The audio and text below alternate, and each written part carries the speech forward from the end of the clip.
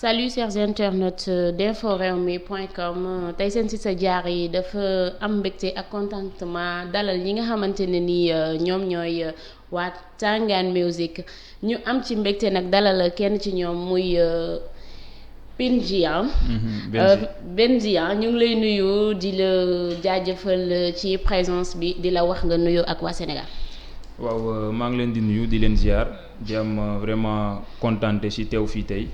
di nuyu également ñëpp ñi nga xamante ne ñu ngi seetaan émission bi. di nuyu aussi sama waa dëkk waa Foundiougne.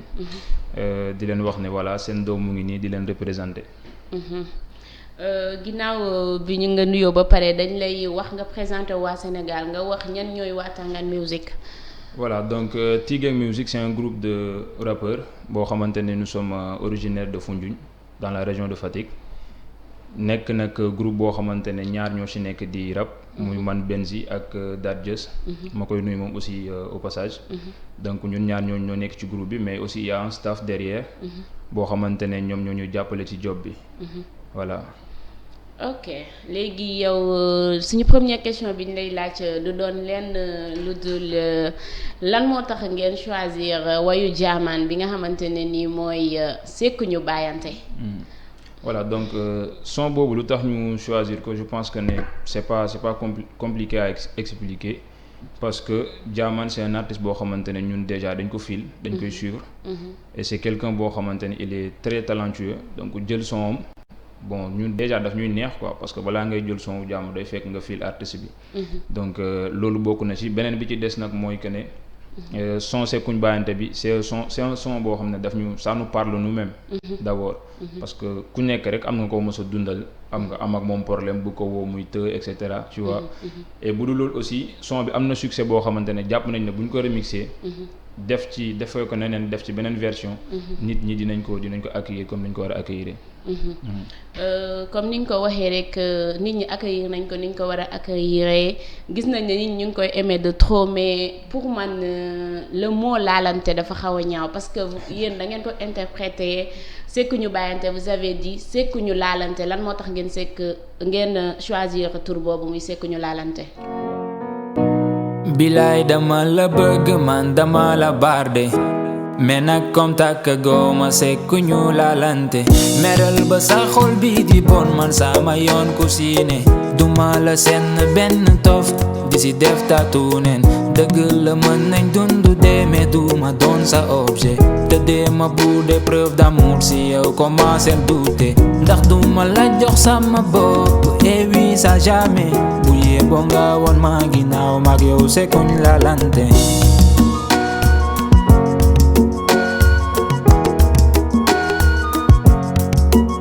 bëgg naa la waaye dooma teg xel sa bëggee foo nga dem feneen ndax nekkuma sa poupée imaginaire rek pour dab sa bànneex ma seen la samay tof mu tas ci àdduna nu may def.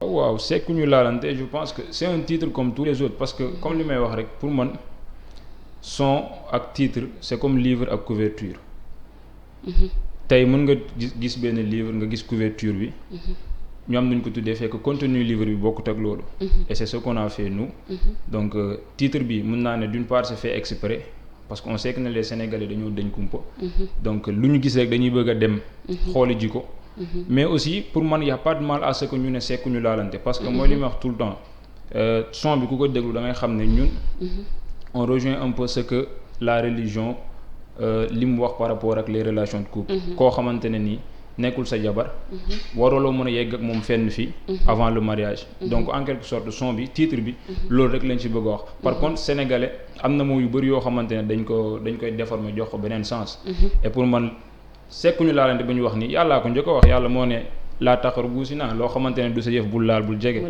voilà léegi yéen lan ngeen di répondre critiques yi nga xamante ne ni waa Sénégal ñu ngi koy def ci son bi waaw donc pour man critiques yi mënut ñàkk même ñi nga xamante ne defuñ musique sax dañ leen di critiquer donc c'est quelque chose boo xamante ne ñun on le prend positivement parce que ci critiques yi aussi am na ci yoo xamante ne ay critiques yu objectif la tey bu ñu critiquer titre bi c'est tout à fait normal parce que Sénégal dëkk worma la boo déggee ñu ne sekkuñ laalante mën na la choquer donc ñooñu dañ leen di comprendre mais bu ngeen defee aussi seetlu ci commentaires yi nga xamante ne moom moo am sur les réseaux sociaux donc nit ñi ku critiquer titre bi bu dégloo sound ba pare dafay changer avis donc je pense que ne donc critiques yi dañ koy rafetlu quoi parce que benn instant ça nous motive et ça nous montre que nit ñi yematuñ kese du moins ci déglu lire titre bi mais dem nañ sax ba déglu du son bi et ñun c'est ce qui nous fait plaisir. ok léegi yéen du ngeen rus toog way bi ci seen kanamu waajur. non amuñ ci benn complexe parce que c'est ku ñu laalante gis nga tey dañoo nekk ci benn monde boo xam ne nii. les parents n'ont plus le temps comme ni ñu ko amee woon à l'époque di toog ak seen njaboot di waxtaan ak ñoom surtout ci côté sexualité. xam nañ ne sujet tabou la. tey boo gisee yenn dérives yu bari di am sur les réseaux sociaux. c'est parce que parents yi amatuñu cette complicité là. ak seen ay doom pour wax leen ne moytu leen lii ak lii donc man je pense que tey parent bu déglu son bi bu ñu félicité wul waruñoo mën a xas. parce que à leur place indirectement ñun ñu ngi wax ak seen doom ñu ngi leen di jox benn message ñu ngi leen di jox benn éducation. voilà. gis nañ ne way bi mu ngi cartonné sur YouTube. nit ñi ñu ngi koy déglu mu ngi am ay vues mu ngi am ay commentaires nit ñi kontaan ci trop mais boobu ba léegi dañu gis ni gisuñu benn rajo woo leen. benn télé woo leen. ñu bëggoon xam lan moo waral loolu. waaw li ko waral bon déjà je serais peut-être mal placé pour wax ko parce que peut-être les animateurs ñoom ñoo xool ku leen neex ñu invité ko. mais aussi il y a un autre aspect. parce que man li may wax rek dara boo koy def da nga koy gëm. ñun mënoon nañ di tendre la main de gauche à droite ut ay link pour dem ci télé wala rajo mais on le fera pas. ku ñu mën a woo na ko def ku ñu mënul woo aussi ñu xam ne noonu la. parce que mooy li ma wax tout le temps rek succès wu doomu aadama téyewu ko. yàlla moom moo ko yor. donc heure bu ñu waree dem télé dinañ dem télé par contre am na loo xamante ne je ne suis pas du tout d'accord et c'est un constat boo xamante ne fu ma dem dama koy wax. Sénégal souvent bu ngeen xoolee sur les plateaux télévisés. mën naa ne ay nit ñoo xamante ne waxuma dama leen xeebuma ci kenn parce que ku nekk ak li ngay def ku nekk ak li la amal njëriñ. mais da ngay xool ne ñi gën a jox. cër ñi gën a mën a teg sur les plateaux télévisés mooy ñi nga xamante ne daanaka li ñuy wax amul nit ñi benn njëriñ. du jàngale du lenn loo xamante ne mën na la ko yokk humainement. et pour man loolu c'est pas du tout normal. dëgg la nag àdduna bi du sérieux kese. kaf da ci am ree da ci am et ku nekk ci monde bi nga santé sa bopp ci ngay évoluer. mais jàpp naa ne artiste bu defee un son comme bi ñu def nii. te xam naa ne y a beaucoup d'artistes yoo xamante ne def nañ ay son yu mel nii. mais malheureusement duñ leen plébiscité ci télé yi. et loolu c'est pas du tout normal parce que gis nañ fi. ay son yoo xamante ne gars yi dañ ko may benn bruit boo xamante ne tey jàpp naa ne bu ñu ko mayoon son bi. amaana message bi dina gën a jàll nit ñi dinañ ko gën a mën a déglu. mais préciser nag ne loolu su ma koy wax c'est pas parce que genre dañoo bëgg a forcer benn buzz wala truc. non juste que tey lii sama benn grand di faral di wax nit dof kii la. daf naan éducation bi instant yi nekkul ne parent kese war a yor doom.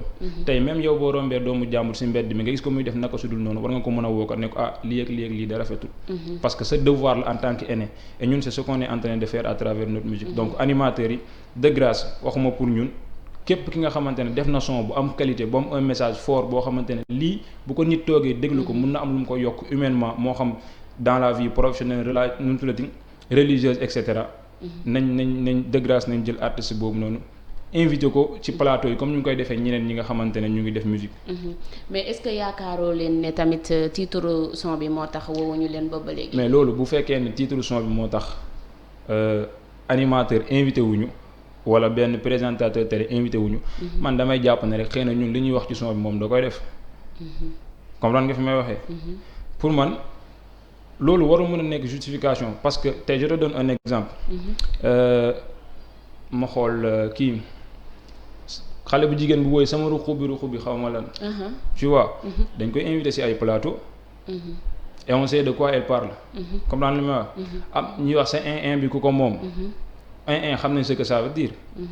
te dañ leen invité ci ay plateau. te ñooñu pour man li ñuy def. ñoom la nag ñoom maanaam loolu ñoom la ça leur concerne. mais gisuma en aucun cas loo xamante ne ni amal na njëriñ sénégalais. tu vois donc te ñooñu seen yooyu ñuy wax moo gën a dangereux ñun li ñuy wax nii. ñun fi ñuy defaree mën naa ne entre guillemets ñoom fa la ñuy yàqee te pourtant ñu ngi leen di invité donc animateur pour man bu toog rek ne du ma invité booy parce que voilà seen son bi sekkuñ laalante la tudd man damay jàpp ne yaa ngi ci loowu gars yi nga xamante ne ñu ngi voilà ñu ngi koy dund. ok vous êtes toujours sur inforewmi.com. léegi yéen lan moo tax lan ngeen di xaar pour créer seen propre style. suñ propre style man je pense que voilà loo gis rek étape la. tey son sekkuñu laalante bii ñu génnee c'est c'est la première partie ci benn série de vidéos bu ñu war a def 5 vidéos la war a doon concept bi mu lañ ko tuddee The Message léegi The Message nag mooy li muy wax série de vidéos la boo xamante ne dañuy jël son yi nga xam ne sénégalais dañ leen di suivre ñu remixé ko defee ko beneen anam comme ni ñu ko defee ak Sekkuñ Laalante bi mais dañ ci def benn message parce que tamit comme li ñuy wax musique bu fekkee ne da nga koy déglu te éduqué wu la yokku la ay naxaate la donc ñun moo tax ñu andi concept boobu chaque son bu ñu ko génnee rek dinañ ci def benn message boo xamante ne ku ko déglu dina la amal njëriñ par contre nag bu ñu jógee ci état bu The Message boobu gars yi nañ gis beneen Tigane Music boo xamante ne dañuy nekk fii ak suñu ay propre son ak suñu propre style te incha allah du yàgg. ok donc on peut dire que Tigane Music am na yeneen projet en cours. bien sûr am na yeneen projet mais comme ni may wax rek ndànk-ndànk mooy jàpp golo si ñaay donc on préfère ñu def doucement voilà ba def li ñu bëgg a def. ok waa inforewmi.com ñoo ngi leen di remercier di leen jaajëfal di leen ñaanal aussi. ngeen yokk bu baax a baax. ñu lay bàyyi nga tàggatoo ak say fans. voilà xanaa juste di leen remercier encore ci invitation bi. di remercier aussi waa Foundiougne sama waa dëkk parce que ñooñu jox doole ñooñu jox courage à ce que ñu continuer li ñu def parce que musique xam nañ ne c'est pas facile et ñun au-delà de musique bu ñu def ku ci nekk tey yaa ngi jàng tu vois donc boole ñaari rek c'est tout un problème donc bu ñu gisee nag ñoo xamante ne tey ñu ngi ñuy appuyer financièrement ñu ngi ñuy dooleel di ñu conseiller di ñu accompagner mënuñ dulul fu ñu toog di leen remercier donc ñuy remercier waa Foundiougne yëpp bu baax a baax di leen wax ne voilà le travail ne vient que de commencer donc li ci des moom mooy dàq. ok macha allah chers internautes d'inforewmi.com seen si sa jaare moom leen di remercier di leen jaajëfal ba beneen yoon incha allah merci à bientôt. maag yow Sekkuñu Laalante du man di yow yàlla moo ko décidé bu yeboo tey ji ñu bàyyante ndax sa alal du jënd sama dignité